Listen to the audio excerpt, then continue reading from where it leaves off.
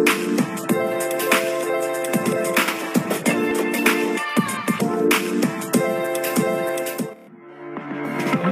Morning student, 11 class में आपका स्वागत है। हम आजाद सर, आजाद ट्यूशन सेंटर से आप लोगों को सेट में चल रहे थे 1.2 तक हो गया था। 1.3 जो चैप्टर परिभाषा पर आधारित है, जो हम लोग परिभाषा पढ़े हैं, तो 1.3 जो चैप्टर है खास करके स्टूडेंट है आप लोगों को वास्तविक समुच्चय पर, वास्तविक समुच्चय यानी प्रॉपर सबसेट आप लोग को बतलाए होंगे। वास्तविक समुच्चय कहता क्या है कि ए और बी दो समुच्चय इस पर ए के सब बी में मिले। क्या हो? ए का सब बी में मिले। बी में कम से कम एक अब ऐसा हो जो ए में नहीं मिले। यानी अगर ए बराबर हम लिखते हैं 1 2 3 और बी बराबर लिखते हैं 1 2 3 4, सब मिलना चाहिए इधर के।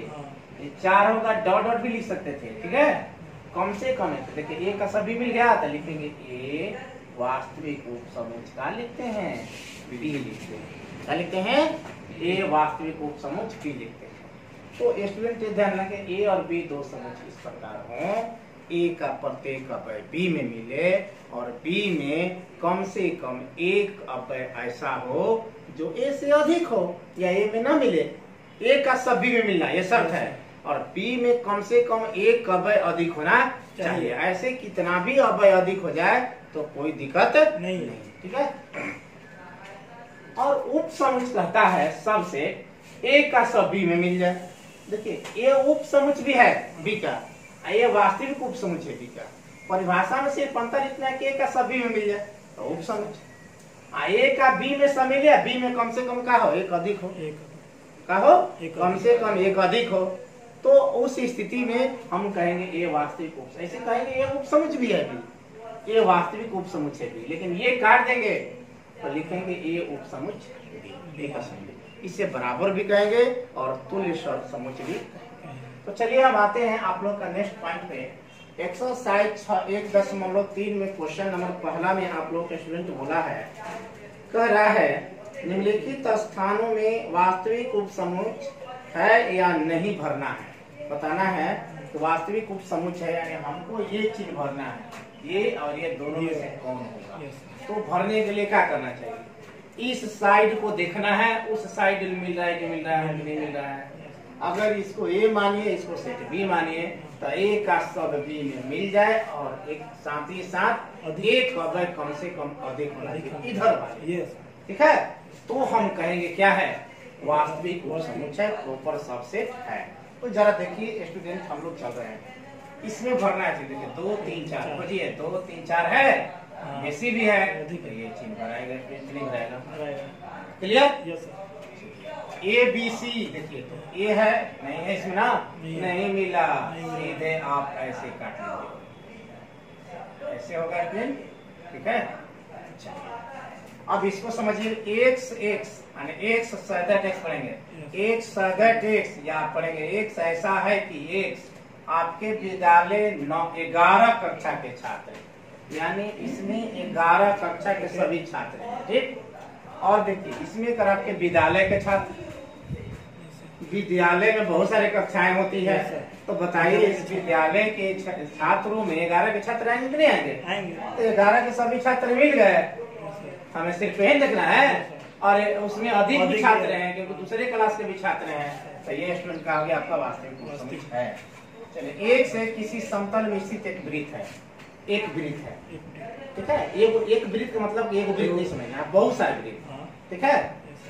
ये दर्शा रहा है कि एक वृत्त का अर्थ ये मत समझिए कि एक ही वृत्त है, ठीक है, बहुत वृत्त होंगे, 1 semi 2 semi 3 semi 4 semi 5 semi, यानी जो हम कल्पना करें वृत्त सब इसमें है। ये कह रहा है एक से एक समतल में स्थित, ये है एक से एक समतल में वृत्त है जिसकी त्रिज्या एक है, यानी ऐसा ये सेट है कि वृत्त तो है लेकिन उसकी त्रिज्या 1 सेमी है। तो बोलिए ये तो ये बड़ हो गया, इसमें बहुत सारे वृत्त है, इसमें मात्र एक ही वृत्त है जिनकी त्रिज्या 1 सेमी है। तो बोलिए इसमें का सब मिलेगा? इसमें नहीं मिलेगा। तो मेरा ये चिन्ह का यहाँ पर ये होगा और नहीं होगा। चलिए एक सेक्स करे एक सगे किसी समतल में स्थित एक त्रिभुज है। क्या है? एक त्रिभुज है, यानी उसी तरह कोई भी त्रिभुज हो सकता है। ठीक, एक से एक समतल में स्थित एक आयत, बोले आयत में त्रिभुज मिलेगा? नहीं मिलेगा, नहीं मिलेगा। तो नहीं मिलेगा तो इसका भी स्टूडेंट क्या होगा? ये चिन्ह ही होगा। होगा कि नहीं होगा? चलिए आते हैं चौथा पे। एक से किसी समतल में स्थित समबाहु त्रिभुज, एक समबाहु त्रिभुज का है सेट। ठीक, सिर्फ समबाहु त्रिभुज है। ये कह रहा है एक से एक किसी समतल में स्थित एक त्रिभुज है। यानी बहुत सारे त्रिभुज हैं, कोई भी त्रिभुज जो कल्पना करेंगे सभी त्रिभुज मिलेंगे। तो बोलिए इसमें समबाहु त्रिभुज मिलेगा कि नहीं मिलेगा? मिल जाएगा। हमें यही खोजना है। अधिक रूप में त्रिभुज है तो वास्तविक रूप समुच्चय होगा प्रॉपर सबसे। चलिए एक से एक सम प्राकृत संख्या है, यानी 2 है, 4 है, 6 है, 8 है, 10। एक से एक पूर्णांक है। पूर्णांक में क्या लिखते हैं? प्लस में, माइनस में, सम, विषम सभी संख्याएं। जो सोच ले लिख दिया। बाटा वाली संख्या इसमें नहीं होती है। तो बोले जो सोच ले केवल बाटा वाली और रूट वाली संख्या को छोड़ दे और जो संख्या हम मन में सोच ले सभी इसमें है। इसका मतलब सब इसमें मिल गया तो ये वास्तविक उपसमुच्चय है।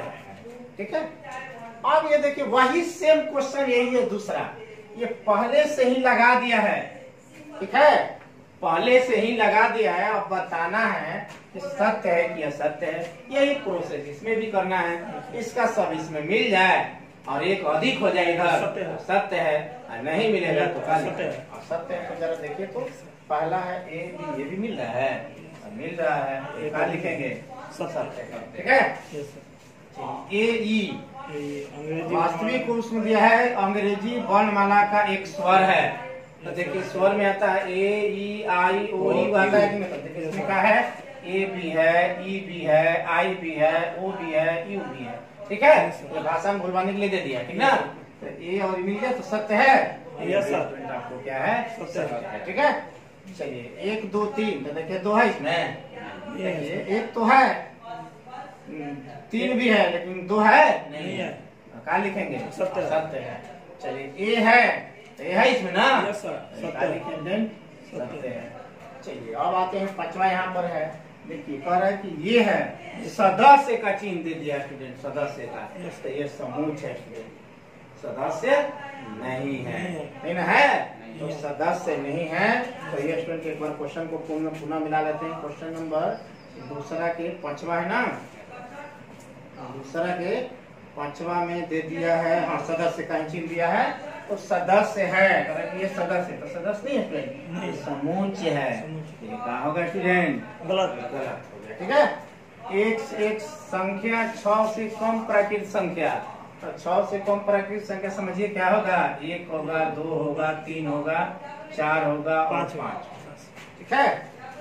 और जरा देखिए इसमें क्या होगा, इसको लिखना चाहेंगे तो एक से एक प्राकृत संख्या जो 36 को विभाजित करे वैसे संख्या इसमें होंगे जो 36 को घटाए थे। 1 भी होगा, 2 भी होगा, 3 भी होगा, 4 भी होगा। ठीक है।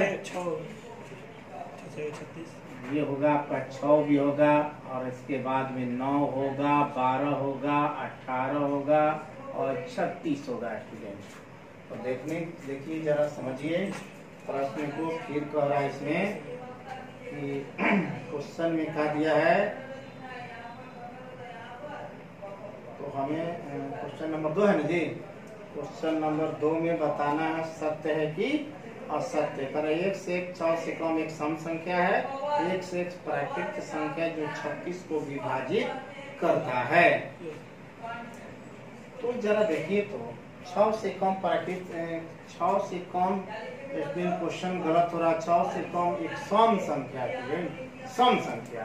तो इसमें हम सम लेंगे तो गलत हो जाएगा। 2 होगा, 4 होगा, 6 होगा ना स्टूडेंट? देखिए क्या है? 1 से एक संख्या 6 से कम एक सम प्राकृत संख्या। प्राकृत संख्या लेकिन सम है।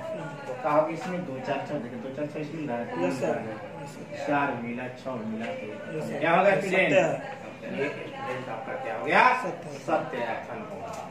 ठीक है। चलिए बोर्ड को मिटाइए तब नेक्स्ट क्वेश्चन पर आते हैं। चलिए फिर आते हैं नेक्स्ट क्वेश्चन में। नेक्स्ट क्वेश्चन तीसरा आपको दिया है।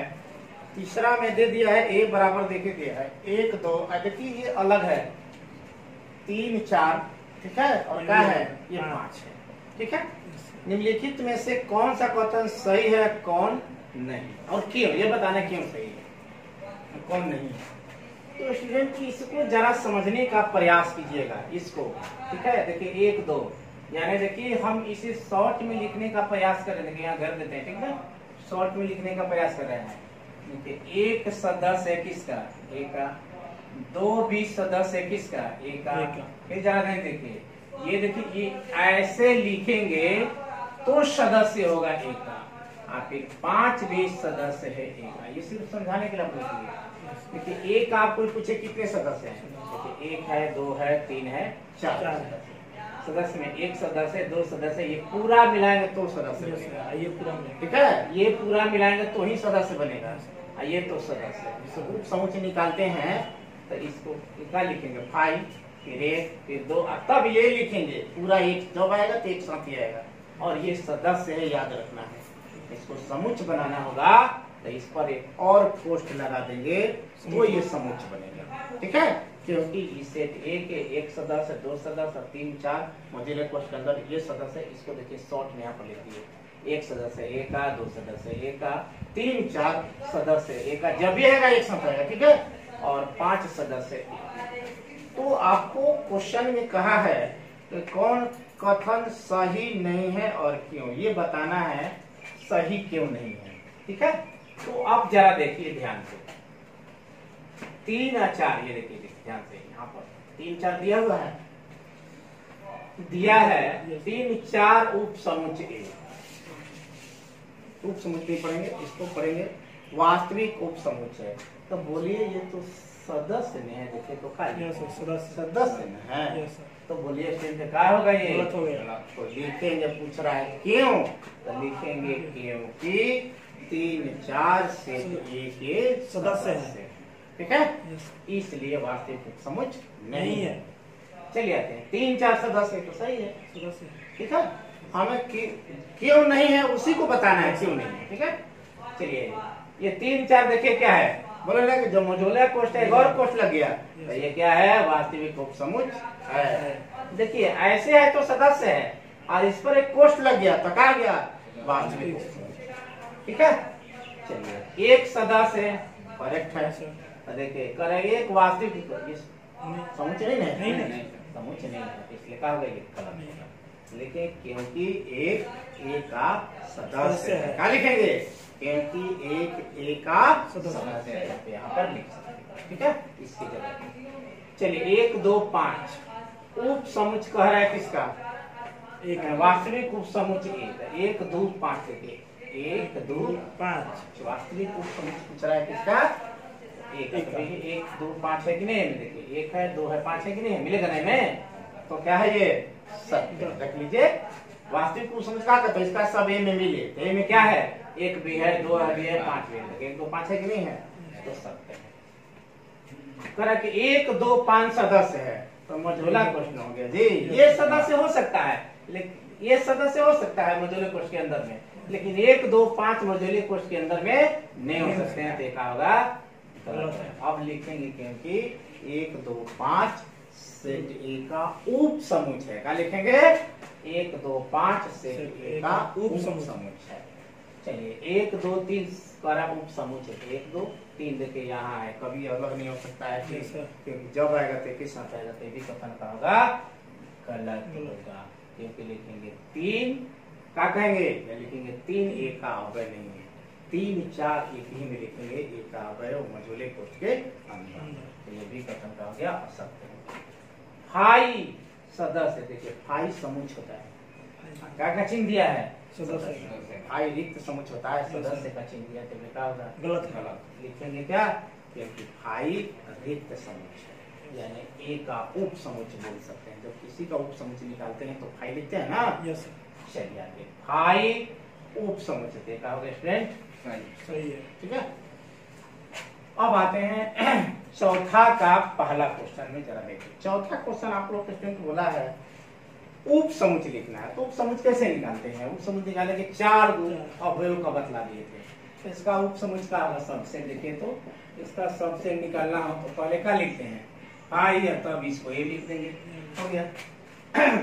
देखो इसको देख लीजिए, इसका तो क्या हो जाएगा, फाइव ही होगा, इसका आंसर फाइव होगा। ये जरा देखिए, ये इसके में क्या लिखेंगे, फाइव लिखेंगे, फिर एक लिखेंगे, फिर क्या लिखेंगे, दो, फिर क्या लिखेंगे, तीन, फिर क्या लिखेंगे, एक दो लिखेंगे, फिर क्या लिखेंगे, एक तीन लिखेंगे, एक और तीन लिखेंगे, फिर क्या लिखेंगे, दो और तीन लिखेंगे, दो तीन लिखने के बाद फिर क्या लिखेंगे, एक दो तीन, एक दो तीन। निकालने का तरीका क्या है, टू के पावर एन होता है, टू एन का होता है, एक दो तीन, दो के पावर तीन कितना हुआ, आठ, गिनिए आठ हुआ कि नहीं है, एक दो तीन चार पाँच छः सात आठ है।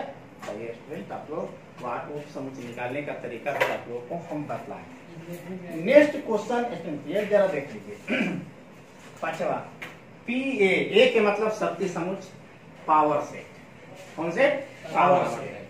कह रहे कि यदि ए बराबर फाइव, ए बराबर फाइव का मतलब एक भी सदस्य न हो, तो शक्ति समुच्चय में पूछा क्या है, जरा देख लीजिए क्वेश्चन में, पीए के कितने अवयव है ये पूछा है।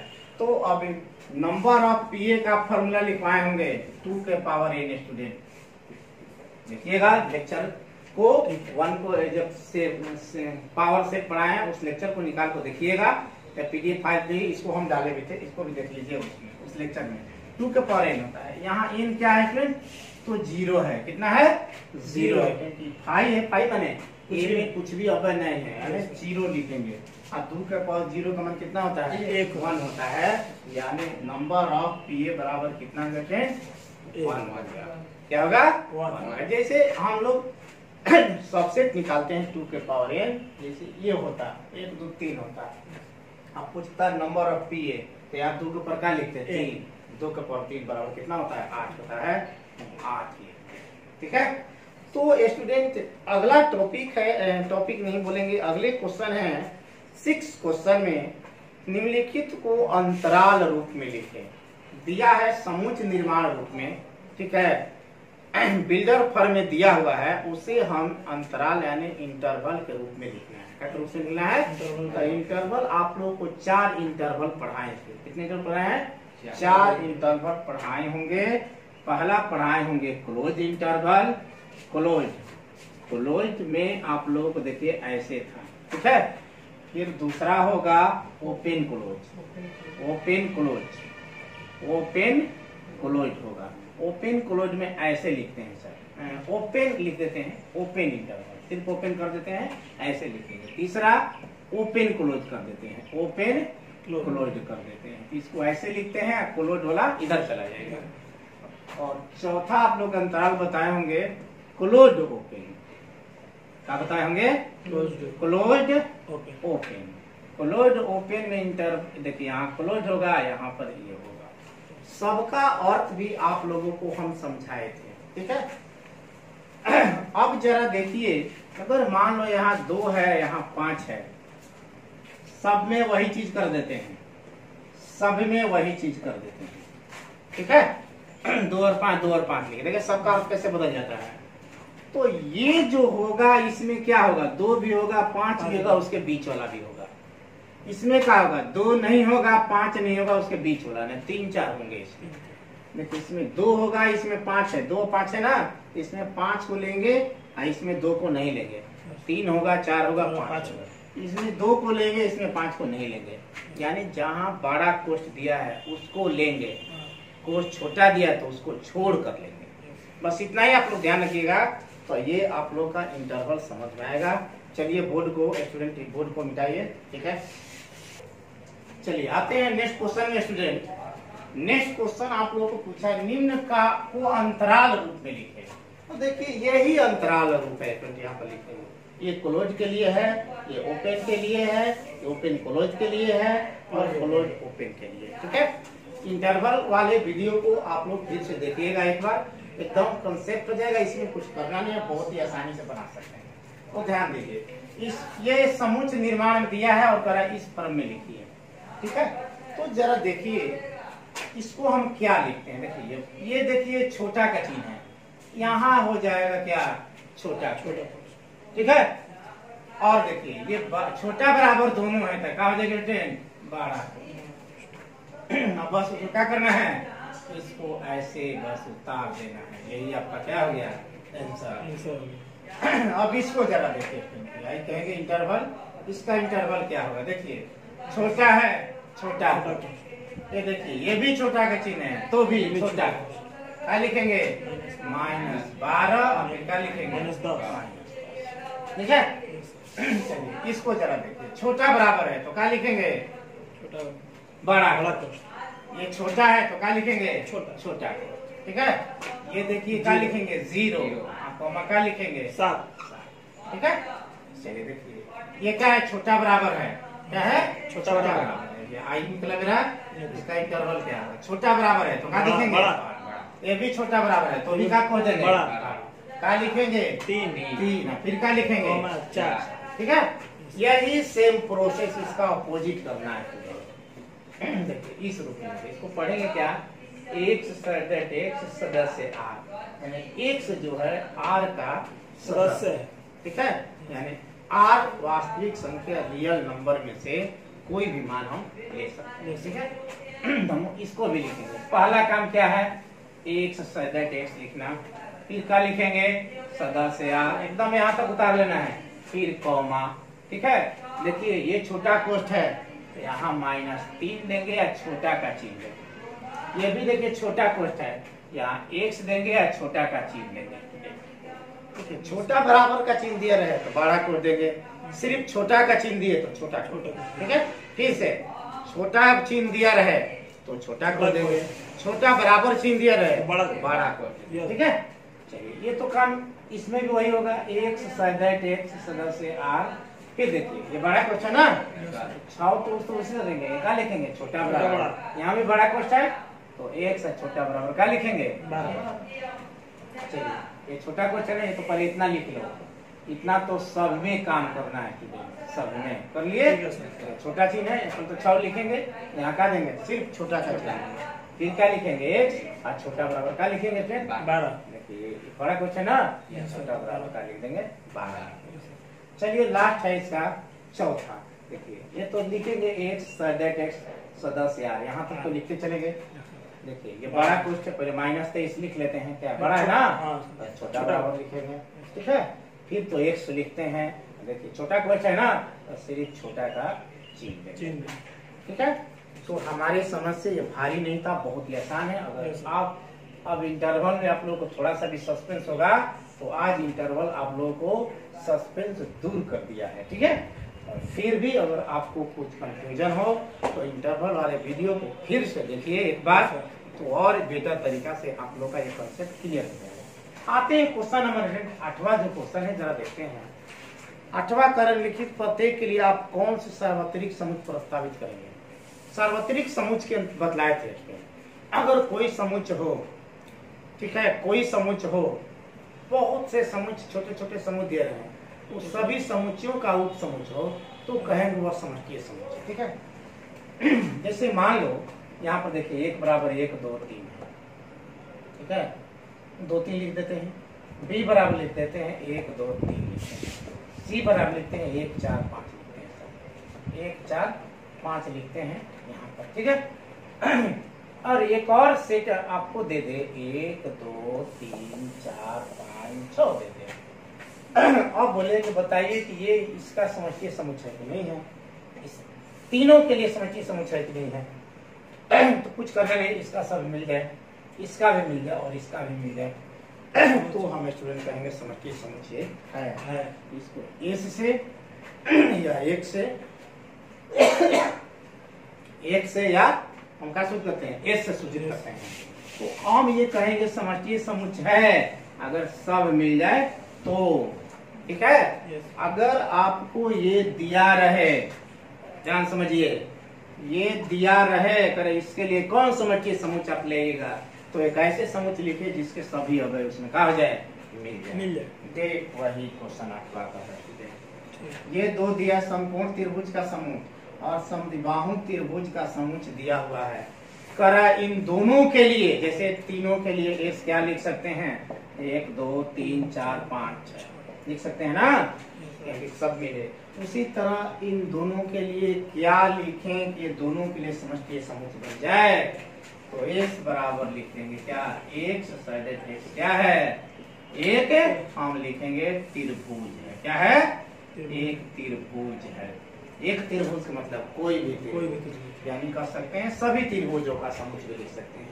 तो देखिए उसमें आ जाएगी नहीं संपूर्ण त्रिभुज, ये आ जाएगी नहीं संपूर्ण त्रिभुज, तो इसका इसमें मिल जाएगा, इसका इसमें मिल जाएगा, तो इन दोनों के लिए क्या हो जाएगा? समष्टीय समुच्चय कहलाएंगे, यूनिवर्सल सेट कहलाएंगे स्टूडेंट। चलिए तो ये भी आप लोग खत्म हो गया। लास्ट क्वेश्चन बहुत ही आसान है, इसी पर आधारित है। ठीक है, अब कह रहा है कि ए सेट दिया है, बी सेट दिया है, सी भी दिया है, 3 गो सेट दिया है। क्वेश्चन को फिर से मिला लेते हैं।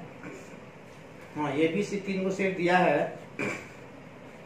इन तीनों समुच्चयों ए बी और सी के निम्नलिखित में से कौन से सार्वत्रिक समुच्चय लिए जा सकते हैं? हम देखते 1 2 3 4 को देलेगा, तीनों खाती कौन सार्वत्रिक समुच्चय हो?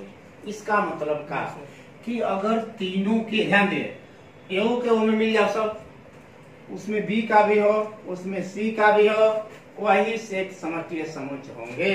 तो देखिए 1 है तो 1 है, 2 3 है तो 3 भी है, 5 भी है ना? तो देखिए इसमें 1 3 5 भी मिल गया, 2 4 6, देखिए 2 भी है, 4 भी, 6 यहाँ तक मिल गया। सी देखिए 0 है तो 0 है, 2 4 6 8, देखिए 2 4 6 8 नहीं है। चलिए ये तो कैंसिल हो गया। ठीक है, ये दूसरा 5 वाला भी कैंसिल हो गया। तीसरा देखते हैं, देखिए 0 1 2 3 4 6 5 6 7 8 9 10। ठीक है, तो जरा ध्यान से देखिए यहाँ पर, देखिए 1 3 5, देखिए तो 1 3 5 मिल रहा है। देखिए 2 4 6, देखिए 2 4 6 मिल रहा है। यहाँ पे भी ठीक है, 0 है तो है, 2 है, 4 भी है, 6 है भी है, 8 भी मिल गया। यही होगा आपका सार्वत्रिक समुच्चय। देखिए ये होगा कि नहीं होगा, इसको भी देख लीजिए। देखिए इसमें 0 है तो 0 है, नहीं है, 0 नहीं होने के कारण ये भी नहीं, अगर 0 होता तो ये भी समष्टीय समुच्चय बन जाता। किसके लिए? ए बी सी के लिए समष्टीय समुच्चय। ये होगा आपका आंसर। तो स्टूडेंट ये चैप्टर आप लोगों का समाप्त होता है, और आप लोगों को नेक्स्ट चैप्टर जो है बहुत ही आसान है, यूनियन और इंटरसेक्शन निकालना है। याद रखिए क्या क्या आप लोग कर लीजिए घर पे। यूनियन बताए हैं, सम्मिलन, इंटरसेक्शन बताए हैं, सर्वनिष्ठ, और तीसरा बताए हैं डिसजॉइंट सेट बताए ना, और संयुक्त समुच्चय। इसके अलावा आप लोग को बताएंगे कॉम्प्लीमेंट समुच्चय और अंतर समुच्चय। ये चीज भी आप लोगों को हम समझाए हैं, तो ये चीज आप लोग कर लीजिएगा। तो 1.4 और 1.5 ये दोनों पर आधारित चैप्टर है, बहुत ही आसान चैप्टर है, भारी नहीं है। ये थोड़ा सा भाषा वाला चैप्टर था 1 2 3, लेकिन आगे 1.4 5 में बहुत सारा मैथ बनाने को मिलेगा। आपको होमवर्क भी देंगे, होमवर्क नहीं दे रहे हैं 2-3 दिन से। तो स्टूडेंट आज के लिए इस वीडियो में इतना ही। चलिए मिलते हैं नेक्स्ट वीडियो में, तब तक के लिए थैंक्स, बाय।